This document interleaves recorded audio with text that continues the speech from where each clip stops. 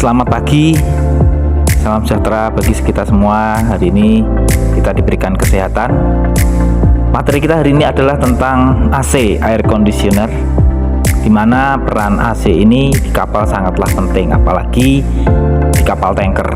Nah, kalau kita perhatikan, kalau kita pernah naik kapal tanker, tentunya di kapal tanker tidak ada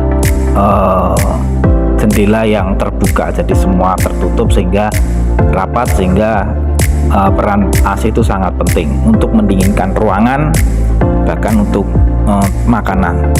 Nah, kita akan jelaskan Bas Victor tentang air conditioner, materi kita pagi ini. AC adalah suatu alat yang berfungsi untuk mendinginkan suatu ruangan. Ya, di sini ada gambar, ya, di sana diagram supaya kita tidak gerah tentunya ya. Nah, ada bagian-bagian ya. Di sana teman-teman juga bisa lihat. Yang penasaran kenapa sih kok bisa dingin, apalagi untuk ruangan-ruangan yang besar seperti gedung, bahkan kapal-kapal ya, semua menggunakan AC. Dan bagaimana cara merawatnya, Bas Victor akan menjelaskan sedikit saja tentang bagian-bagian dan fungsi yang terdapat pada AC di sini yang akan kita bahas. Bagian usaha cara dan cara kerjanya. Yang saya bahas adalah berdasarkan diagram yang teman-teman ya, yang sudah lihat di layar. Nah, di sana ada kompresor, ada kondensor, ada filter dryer, ada solenoid valve, ada expansion valve, dan evaporator.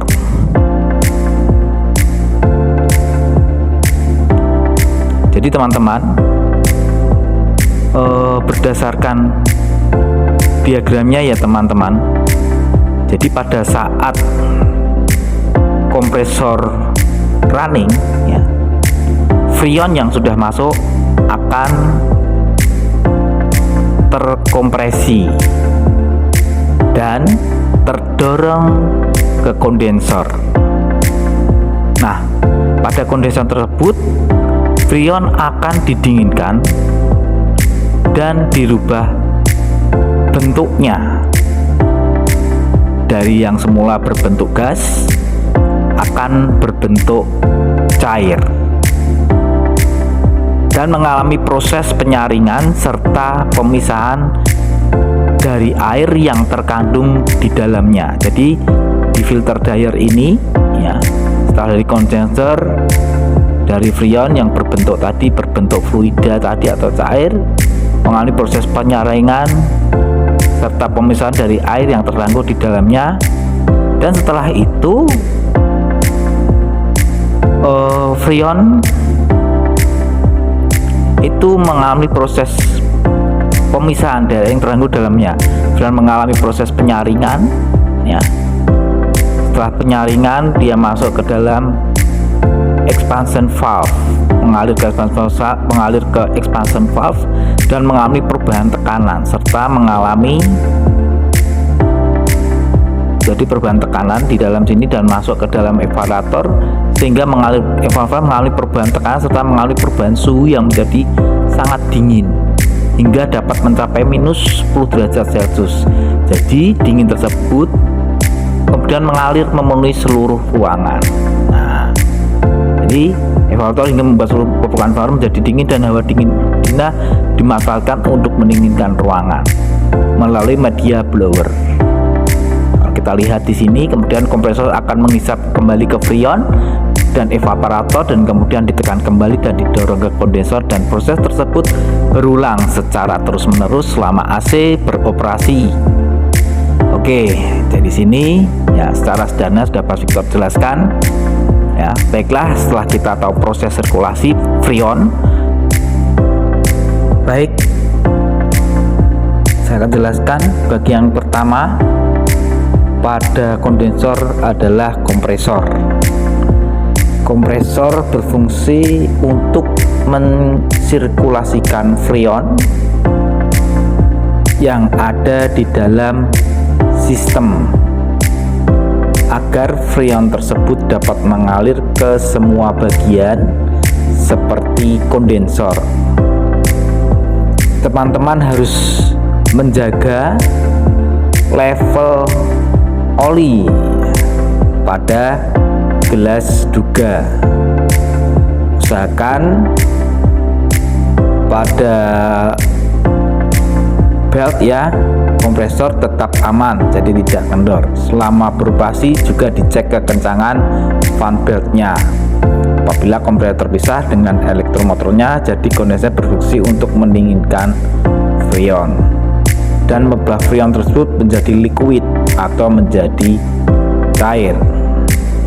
Jadi pada saat freon dikompresi oleh kompresor, freon tersebut mengalami peningkatan tekanan dan juga peningkatan suhu, sehingga kondensor ini sangat penting perannya untuk mendinginkan freon tersebut, sekaligus merubah menjadi cair agar sistem pada AC dapat berjalan sebagaimana mestinya. Untuk menjaga agar kondensor tetap maksimal, lakukan pembersihan rutin pada kuping-kupingnya, disogok cooler ya teman-teman. Dalam hal ini filter akan menyaring freon, disogok ya. Kemudian di sini juga ada yang ketiga adalah filter ya. Di sini ada namanya filter dryer. Tugasnya adalah menyaring freon yang melaluinya dan sekaligus mengikat kandungan air yang terdapat pada freon tersebut. Seperti yang kita ketahui bersama, air dapat membeku pada temperatur 0 derajat Celcius, sedangkan freon pada mesin pendingin seperti AC dan refrigerator bahkan temperaturnya dapat mencapai minus 10 hingga 30 derajat Celcius. Dan apabila kandungan air yang terdapat di dalam freon dapat dipastikan air tersebut akan beku, dan dimana ada satu bagian pada sistem ini ya yang memiliki lubang yang sangat kecil, yaitu expansion valve, yang nantinya akan kita bahas teman-teman semua. Jadi pada dasarnya expansion valve proses ini lumayan jarang terjadi, apalagi ya jika proses pengisian freon dilakukan dengan cara yang benar. Namun meskipun begitu, dryer masih sangat diperlukan untuk menyaring kotor-kotoran seperti oil yang terbakar, serbuk karat atau serbuk lain yang diakibatkan oleh terkikisnya material pada kompresor. Solenoid kompresor abnormal atau kotoran-kotoran yang lain ya, untuk membuka dan menuju sirkulasi freon yang ada pada sistem. Nah, di sini ada namanya, lanjutnya solenoid valve. Jadi di solenoid valve ini dia akan tertutup apabila temperatur pada ruangan sudah mencapai temperatur yang kita inginkan. Jadi ada termostat yang terdapat pada sistem kontrolnya akan memerintahkan solenoid untuk menutup, sehingga aliran atau sirkulasi freon akan terputus. Dan akibat dari terputusnya aliran freon tersebut membuat bagian-bagian yang berada setelah seperti expansion valve, eparator dan kompresor mengalami kemauan atau kekurangan fase dan membuat pressure switch pada kontrol sistemnya aktif untuk memerintahkan kompresor agar mati, dan kemudian kompresor akan running kembali apabila tekanan atau pada preset pada kompresor kembali normal, yaitu ketika berjalan netral dan terbuka kembali.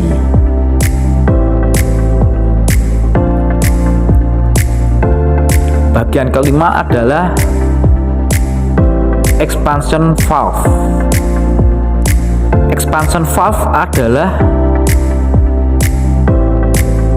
bagian pada mesin pendingin seperti AC dan refrigerator yang berfungsi untuk merubah bentuk freon dari yang semula berbentuk cair akan berubah ke dalam bentuk gas dengan memperkecil aliran freon bertekanan tinggi menjadi partikel-partikel yang sangat kecil dengan cara mempersempit ruang atau jalur yang dilalui freon tersebut. Pada saat bertekanan tinggi melewati lubang kecil pada expansion valve, freon yang semula masih dalam bentuk cair akan mengangkut karena proses pemecahan atau automazing, sehingga freon tersebut akan berubah ke dalam bentuk gas. Dan saat proses perubahan itulah freon mengalami penurunan tekanan dan juga penurunan suhu menjadi sangat dingin, yang selanjutnya akan diproses pada evaporator. Baiklah, sebelum kita lanjutkan ke pembahasan berikutnya, saya akan menambahkan sedikit tentang bagian-bagian yang terdapat pada expansion valve beserta fungsinya. Di sini ada 3 bagian penting yang akan saya bahas ya teman-teman. Langsung saja kita mulai. Jadi bagian pertama adalah expansion valve yang akan kita bahas filter.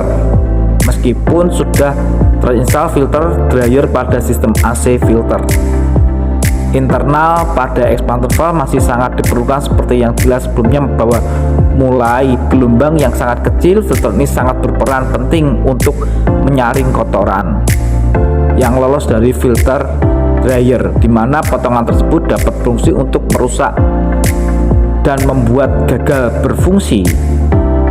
Dan bagian kedua pada expansion valve yang akan kita bahas adalah pada video. Kita tampilkan bentuk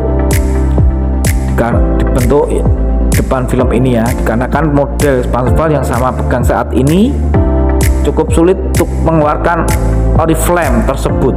Namun saya akan dapat menjelaskan fungsi dari ini ya teman-teman, sebagai katup yang dapat melebar atau menyempit pembukaannya mengikuti tekanan dari jarum penekan yang ada di atasnya. Pada bagian inilah aliran freon yang dipersempit sehingga menjadi freon dapat diautomizing menjadi partikel-partikel yang sangat kecil.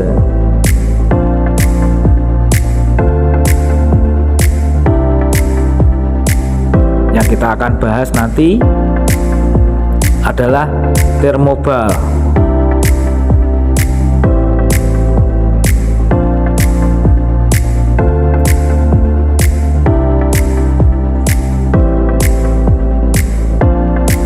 Thermoball ini adalah suatu sistem tertutup pada expansion valve yang di dalamnya terdapat gas yang dapat memuai dengan menyusut mengikuti temperaturnya. Ini thermoball.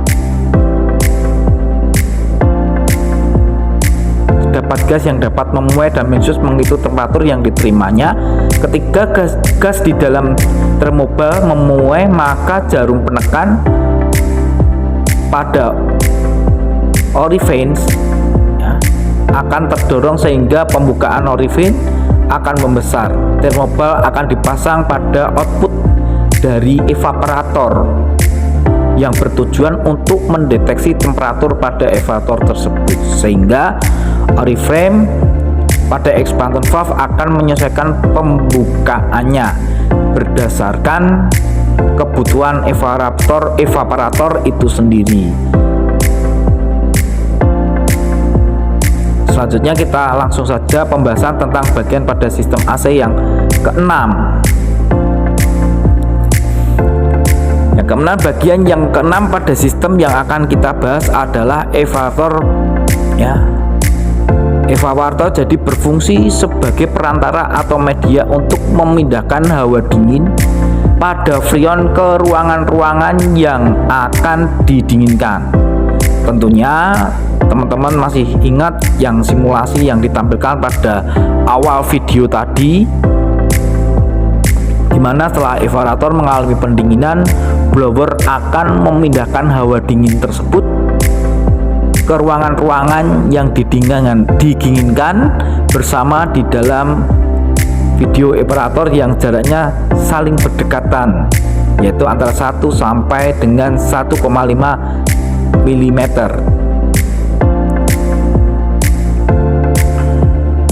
Hal ini bertujuan agar proses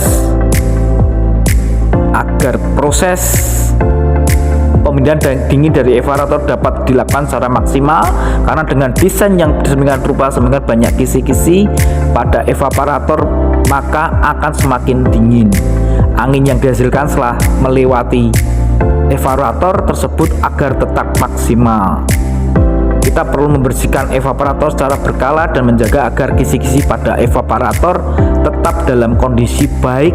Jangan sampai kisi-kisi bengkok hingga saling menutup antara kisi-kisi satu dengan yang lain, yang dapat mengakibatkan aliran angin yang melalui evaporator terhambat. Setelah kita selesai membahas tentang semua bagian-bagian sistem beserta fungsinya dan cara kerjanya, selanjutnya nanti kita akan bahas. Mungkin ada pertanyaan, nanti bisa japri ke saya lewat email ataukah lewat pertanyaan secara pribadi. Demikian, terima kasih. Tuhan memberkati. God bless you.